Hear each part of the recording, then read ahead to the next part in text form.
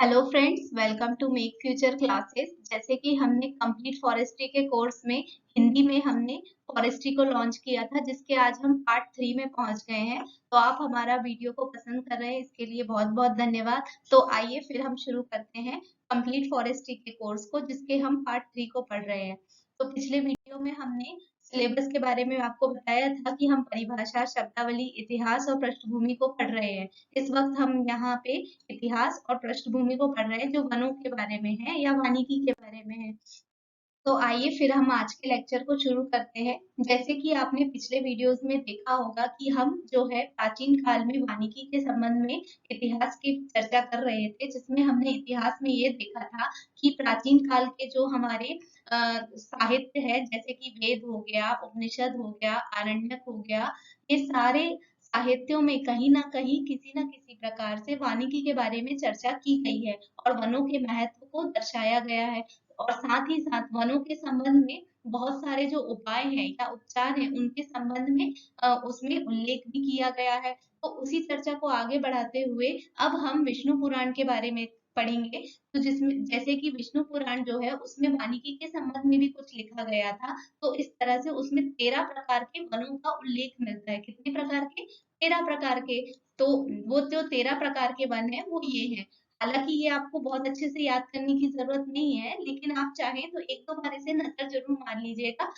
देखिए, objective paper की खासियत ये होती है कि कभी कभी कुछ क्वेश्चंस ऐसे भी बन जाते हैं कि जैसे आपसे दंडकारण्य पूछ लिया जाएगा कि ये किस राज्य में पड़ता है, तो आपको थोड़ा बहुत आइडिया होना चाहिए कि ये ओडिशा में पड़ता है।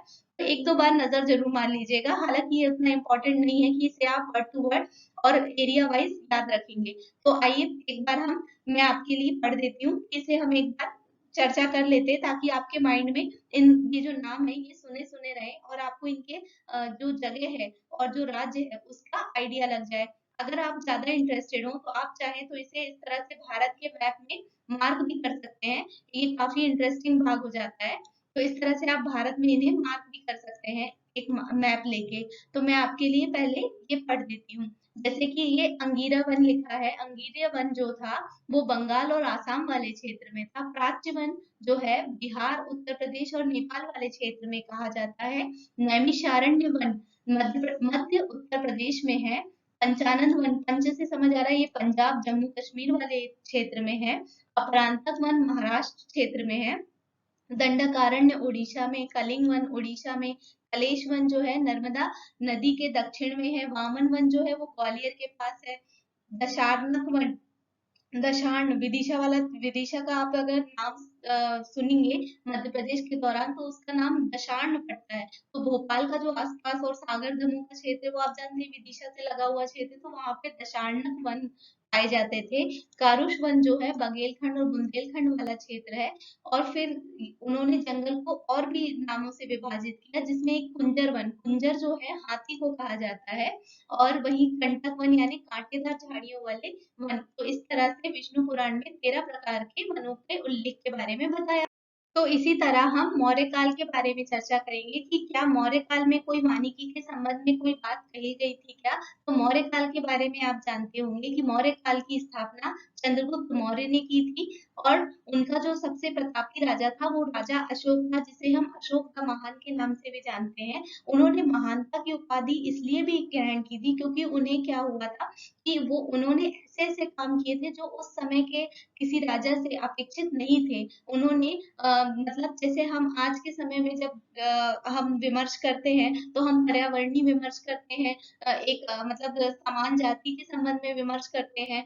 तो इस तरह की बातें आज चल रही है कि आज हम पशुओं के अधिकारों के बारे में बात करते हैं, पर्यावरण को बचाने के बारे में बात करते हैं। तो इस तरह के विमर्श आज के आधुनिक काल की देन है। लेकिन उस समय सोचिए आप 268 से 232 के दौरान, लगभग इतने बीसी के दौरान, ईसा पूर्व यानी कि आप जीरो से भी पहले जाएंगे, पहली सदी से भी पहले, उसके 200 साल पहले से एक राजा आता है जो तब से पशुओं के अधिकारों की बात करता है, लोगों में समानता की बात करता है, एक ऐसे धर्म के प्रचलन की बात करता है जो सब में समान हो। राजा अपने आप में, जब वहां पर आप जानते होंगे उस समय के दौर में राजा ही सब कुछ होता था, उसके पास अनगिनत टाइप के अधिकार हुआ करते थे। लेकिन ऐसे समय में यदि कोई राजा अपने आप को प्रजा का स्वामी बना रहा है, उस उन्हें अपने पिता तो अपने आप को उनका पिता तुल्य बता रहा है, प्रजा को अपनी संतान की तरह बता रहा है। तो ये उस समय के राजा के लिए बहुत ही आगे बढ़कर सोचने वाली बात हो गई होगी। तो इसलिए इन्हें अशोक द ग्रेट कहा जाता है या अशोक द महान कहा जाता है। तो जब आप इनके बारे में डिटेल में पढ़ेंगे और उस समय को आप जब जज करेंगे कि ये अच्छा ये 200 ईसा पूर्व की बात हो रही है, तब भी ऐसे विमर्श करने वाला कोई राजा था। तो ये सब चीजें बहुत ज्यादा हमें आज भी सीखने की जरूरत है कि जो राजा उस समय समानता की बात कह गया, पशुओं के अधिकारों की बात कह गया, वो हम आज भी नहीं समझ पाए। आज भी हमें इतने सारे जो इन्वायरमेंटल लॉज हैं या पर्यावरणीय कानून हैं, ये सब लग रहे हैं, तब भी हम अपने यहाँ पे हम पशुओं को नहीं बचा पा रहे हैं। हमारे यहाँ पे आप जानते होंगे रेड पांडा हो गया, टाइगर हो गया, स्नो लेपर्ड हो गया, कितने सारे जो बहुमूल्य टाइप के जो पशु हैं, पक्षी हैं, इन सब की तादाद इतनी घट गई है कि उन्हें उनके प्रजाति के जो जीव हैं वो लगभग कुछ ही 100 या 1000 में बचे हुए हैं। तो ये हमारे लिए अपने आप में एक शर्मनाक बात है कि हमने आधुनिक काल में अपने आप को ऐसा विकसित किया है कि हमने कुछ प्रजातियों के अस्तित्व को ही खत्म कर दिया है, जो शायद हमारे आगे चल के हमारे जो पर्यावरण है या पारिस्थितिकी है या फिर जो हमारी फूड चेन है, खाद्य श्रृंखला है, इन सबको आगे क्या प्रभावित करेगा, ये इसका शायद हमें अंदाजा भी नहीं है। तो इस तरह से ये जो वानिकी का इतिहास है, आपको एक नए नजरिए से देखना चाहिए कि वानिकी में जब इतने पुराने राजा इस तरह की बातें कर गए, पर्यावरण के संरक्षण के बारे में बोल के चले गए, वेदों में पर्यावरण के बारे में इतनी सारी बातें हैं, वानिकी के बारे में है, पेड़ों के बारे में है, तो क्या उन्होंने उतने उस समय महत्व समझ लिया था और हम आज भी महत्व नहीं समझ पाए हैं इस बात का। तो इस तरह से हम वानिकी के इतिहास को हमें देखना चाहिए। तो आइए फिर हम मौर्य काल के बारे में देखते हैं। जो अशोक थे, अशोक के शासन काल के दौरान, ये उनका टाइम पीरियड है, एक ही शासक के अधीन उपमहाद्वीप एकजुट हुआ। आप जानते हैं कि जो भारत है उनके समय काफी बड़ा था, मतलब अफगानिस्तान से लेके काफी बड़ा एरिया जो था वो अशोक और मौर्य काल में माना जाता था। तो अशोक और चंद्रगुप्त मौर्य के समय भारतीयों का तथाकथित स्वर्ण काल या इतिहास कहा जाता था। मतलब जो उनका समय था वो भारत के लिए स्वर्णकालीन इतिहास के जैसा था। जंगल राज्य की संपत्ति थे और जो जंगल थे वो किसकी संपत्ति थे? राज्य की संपत्ति थे।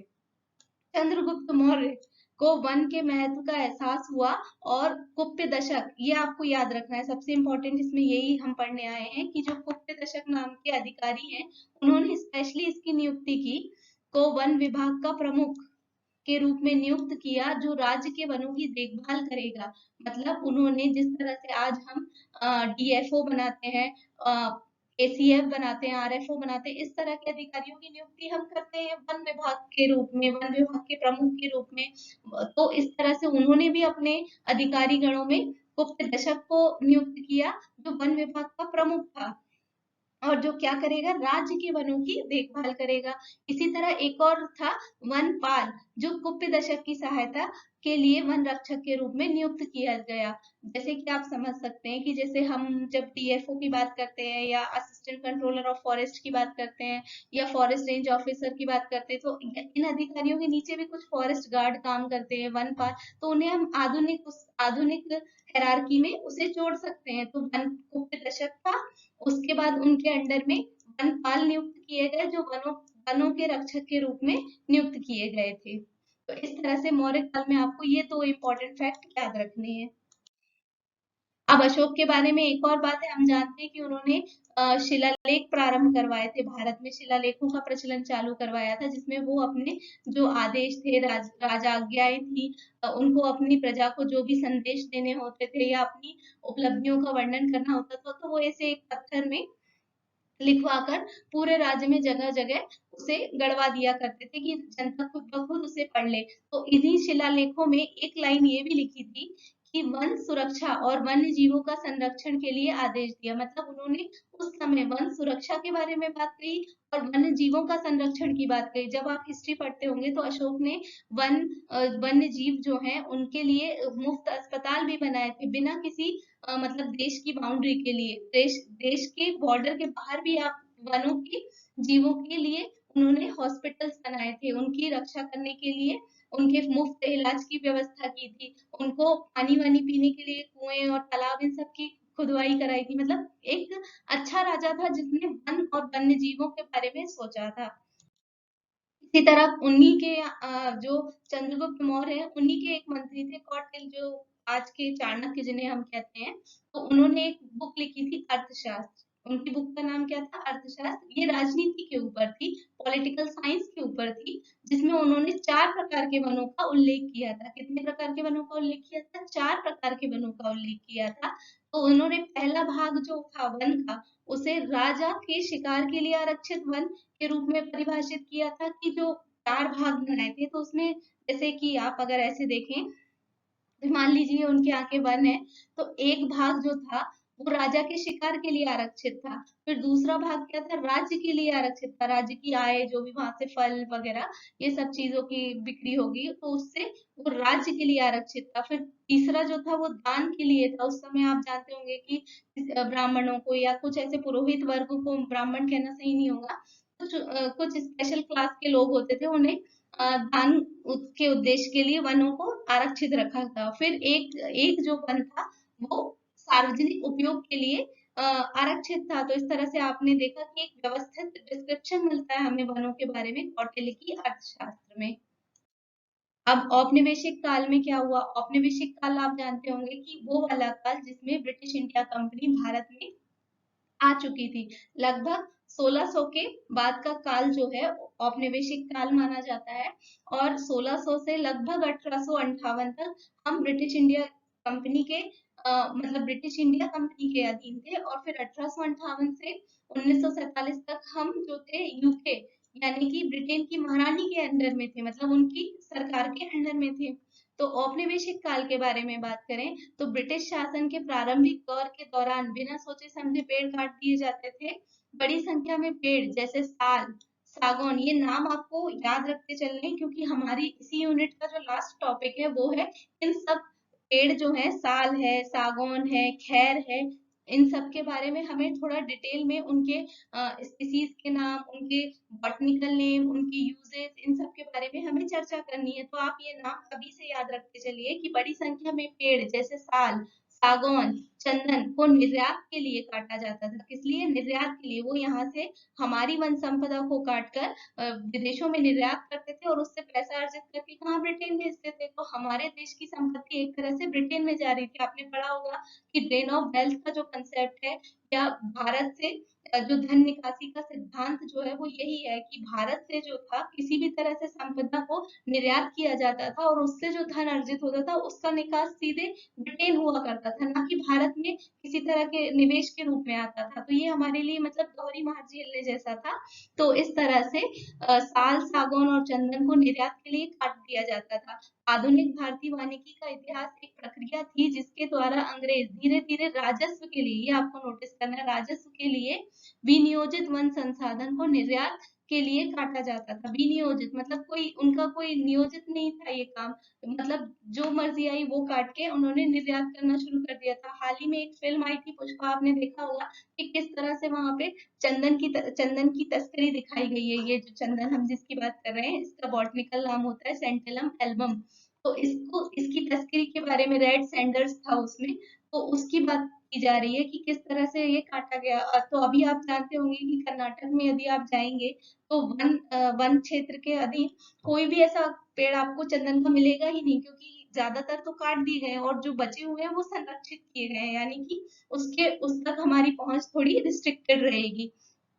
तो इस तरह से विनियोजित वन संसाधन को निर्यात के लिए काटा जाता था। इसके लिए उन्होंने एक प्राधिकरण भी बनाया था। प्राधिकरण, आप ये नोटिस करिए कि एक अथॉरिटी बना रहे हैं वो लोग, जिसकी पूर्व अनुमति के बिना पेड़ नहीं काटे जा सकते थे। अब आप समझ रहे होंगे कि यदि ब्रिटिश इंडिया पेड़ काटेगी, ब्रिटिश इंडिया कंपनी यदि पेड़ काटेगी, उसे निर्यात करेगी, तो ये अलाउड था। लेकिन वहां की जो नॉर्मल पीपल है, मतलब वहां के जनजाति हैं या कोई वहां का भारत के जो लोग हैं, वो पेड़ को ना काट सकते थे, ना उससे अपनी आजीविका चला सकते थे, ना उसे बेचकर अपने जीवन चला सकते थे। तो इस तरह से आप देख रहे होंगे इनका बिल्कुल एक छत्र राज था कि ये प्राधिकरण भी बना रहे हैं, पेड़ काटने पर प्रतिबंध भी लगा रहे हैं, लेकिन किस लिए? सिर्फ अपने लिए, किसी और के लिए नहीं। यानी कि पेड़ कटाई पर प्रतिबंध होगा तो बाकी कोई पेड़ नहीं काट पाएगा, यही लोग पेड़ काटेंगे और उसी का निर्यात करके पैसा जो है वो ब्रिटेन भेजेंगे। तो पेड़ कटाई पर इन्होंने प्रतिबंध भी लगाया, यह सुनिश्चित करने के लिए कि यह कदम उठाया गया था कि वन वृक्षों के एकमात्र उपयोगकर्ता कौन रहे, ब्रिटिश शासन रहे। तो यदि आप पूरे वानिकी के इतिहास में जब भी पढ़ते हैं कि हाँ ब्रिटिशों ने हमारे पेड़ों की कटाई पर प्रतिबंध लगाए, उन्होंने ये किया, उन्होंने वो किया, तो उसका मतलब उनका काम अच्छा तो था, लेकिन उसका उद्देश्य अच्छा नहीं था। उद्देश्य यही था कि उसके उपयोगकर्ता एकमात्र वही बने रहे। काम बहुत अच्छा था कि उन्होंने फिर शिकार पर भी आगे चल के प्रतिबंध लगाएंगे। फिर जो वन संसाधन है उनकी रक्षा करने के लिए भी काफी सारे प्राधिकरण, अधिकारी ये सब नियुक्त करेंगे। लेकिन उनका काम बहुत अच्छा है, बस उद्देश्य ये था कि वो जो है भारत के संसाधनों के एकमात्र उपयोगकर्ता बनना चाहते थे। तो इस तरह से औपनिवेशिक काल में और देखें तो यह सुनिश्चित करने के लिए यह कदम उठाया गया था कि वनों के एकमात्र उपयोगकर्ता ब्रिटिश शासन ही रहे। 1800 में, अब जैसे ये आपके फैक्ट्स चालू हो गए तो इन्हें आपको थोड़ा थोड़ा याद रखना है कि 1800 में मालाबार के जंगलों में सागौन की उपलब्धता को देखने के लिए आयुक्त नियुक्त किया गया था। आयुक्त की नियुक्ति की गई थी किस लिए? मालाबार क्षेत्र में सागौन की उपलब्धता को देखने के लिए।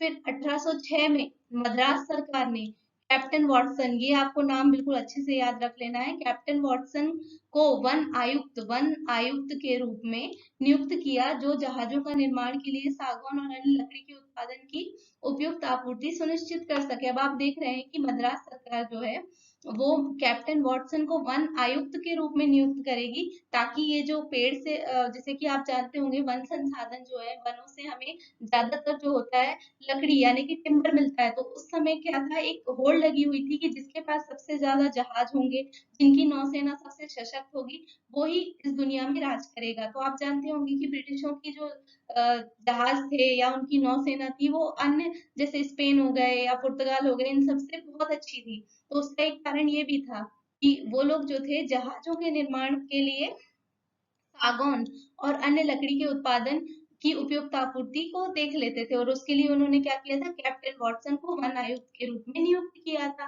फिर 1855 में लॉर्ड डलहौजी ने पूरे देश में वन संरक्षण के लिए नियम बनाए। मैंने आपको पहले ही बताया कि अब ये नियम बनाएंगे, शिकार पे प्रतिबंध लगाएंगे, सिर्फ इसलिए कि उनकी खुद की जो उपयोगिता है वो बनी रहे।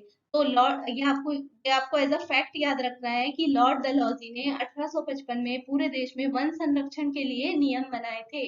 उसके बाद मालाबार पहाड़ियों में टीक यानी कि सागौन का इंग्लिश नाम है टीक का वृक्षारोपण किया गया, और नीलगिरी पहाड़ियों में बबूल और नीलगिरी के पेड़, अब नीलगिरी के पेड़ लगाए इसलिए उस पहाड़ियों का नाम नीलगिरी है। तो बाबुल और नीलगिरी का वृक्षारोपण किया गया। मालाबार की पहाड़ियों में सागौन का और नीलगिरी की पहाड़ियों में बबूल और नीलगिरी का वृक्षारोपण किया गया। कब किया गया? औपनिवेशिक काल में किया गया। तो इस तरह से हमने औपनिवेशिक काल के इतिहास को देखा। इसके बाद हम आगे पढ़ेंगे इससे संबंधित जो भी हमारे जो संस्थान बने, जैसे कि फॉरेस्ट सर्वे ऑफ इंडिया, जो देहरादून में हमारे वानिकी से संबंध में बहुत सारे वन स्कूल है, वन प्रशिक्षण संस्थान है, तो इन सब के बारे में हम आगे देखेंगे। फिर उसके बाद botanical survey of India, zoological survey of India, इन सब के बारे में हम देखने वाले हैं। तो आज के लिए इतना ही। Thank you so much. आप हमारे चैनल को सब्सक्राइब करिए, लाइक करिए। यदि आप हमारा काम पसंद करते हैं तो हमें कमेंट करके अप्रिशिएट कीजिए, ज्यादा से ज्यादा लोगों को शेयर करिए। और जो भी हमारे ऑफलाइन क्लासेस प्रोग्राम से जुड़ना चाहते हैं तो वो हमारे अबाउट सेक्शन में जो फोन नंबर्स दिए हैं वहां पर आप अपने कमेंट्स मतलब फोन बेझिझक कर सकते हैं, और नहीं तो आप इन वीडियोस के नीचे कमेंट्स करके हमसे डायरेक्ट बात कर सकते हैं। Okay guys, thank you. और हाँ, आप हमारे इंग्लिश के वीडियोस को भी देख सकते हैं, जिसमें हम फॉरेस्ट्री के दूसरे टॉपिक्स को वहां पर पढ़ा रहे हैं। यदि आप एमपीपीएससी फॉरेस्ट बीन्स की तैयारी कर रहे हैं तो ये आप जानते होंगे कि ये जो पेपर है ये ऑब्जेक्टिव है, तो आप इंग्लिश में पढ़े या हिंदी में पढ़े, इससे कोई फर्क नहीं पड़ेगा। तो आप एज अ इंटरेस्ट आप देख सकते हैं हमारे टॉपिक्स को इंग्लिश में, जो कि हमारी अलग से प्लेलिस्ट दी हुई है। Okay, thank you.